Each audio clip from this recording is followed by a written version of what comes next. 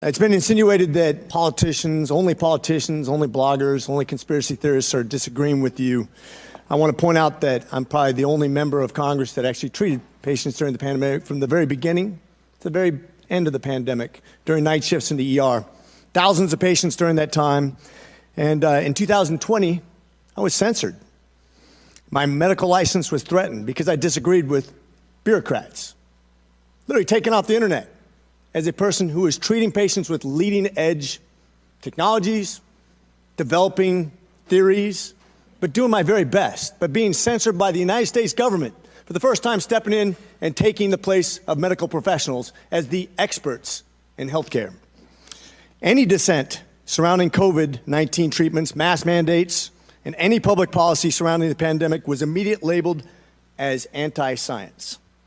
I watched as public health officials and politicians told my patients what treatment options were best for them, regardless of their comorbidities or their medical history.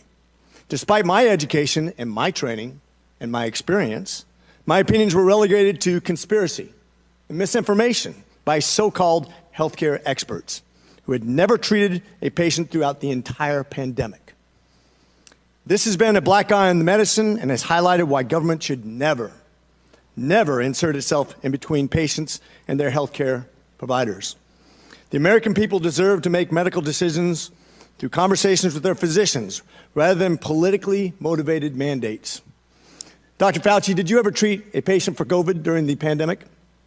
I was part of a team that was at the NIH that took care. We didn't take care of many of them. Okay, so not hands-on. Got it. Thank you. Why would I be criticized by a bureaucrat for doing my very best as a healthcare? This is a rhetorical question. But why?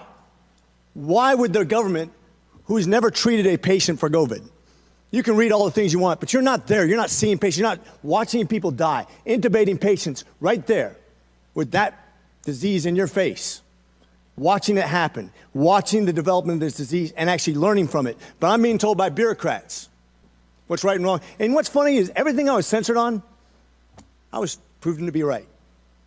Pretty crazy, isn't it? You said in an interview that you gave as part of an audiobook written by Michael Spector that you believed an institutional should make it hard for people to live their lives so they'd feel pressured to get vaccinated. Could we run the audio clip on that, please?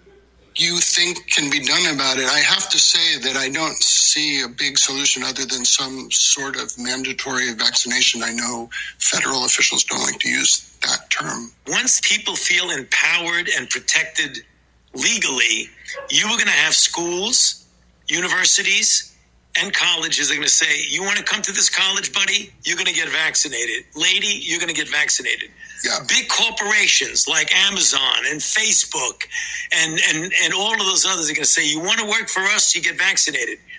And it's been proven that when you make it difficult for people in their lives, they lose their ideological bullshit and they get vaccinated.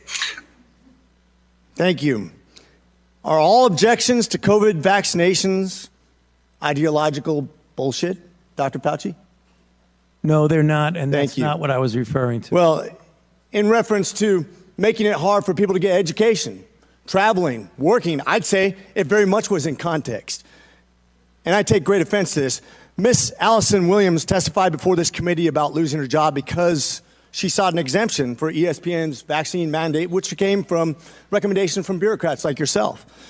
She and her husband were actively working with a fertility expert, a physician, on how to get pregnant, and agreed with the premise that she was young, healthy, wanted to get pregnant, and shouldn't get the vaccination for medical purposes. But she was fired because you made it hard, just like you said in your statement, because you didn't want to make sure that the ideological bullshit got in the way of her working, of living her life, of making a medical decision with her healthcare professional. I think America should take great offense to this. That's exactly what you meant when you said making it hard for people to live without getting a vaccination. You affected people's ability to work, travel, be educated, to actually flourish in American society, to self-determine, as we're all given God-given rights. Shame on you. Dr. Fauci, you've become Dr. Fear. Americans do not hate science. I don't hate science. The American people hate having their freedoms taken from them.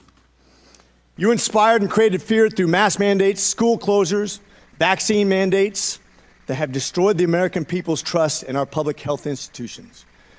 This fear you created will continue to have ripple effects over generations to come. You have already seen its effects in education, in the economy, and everything else.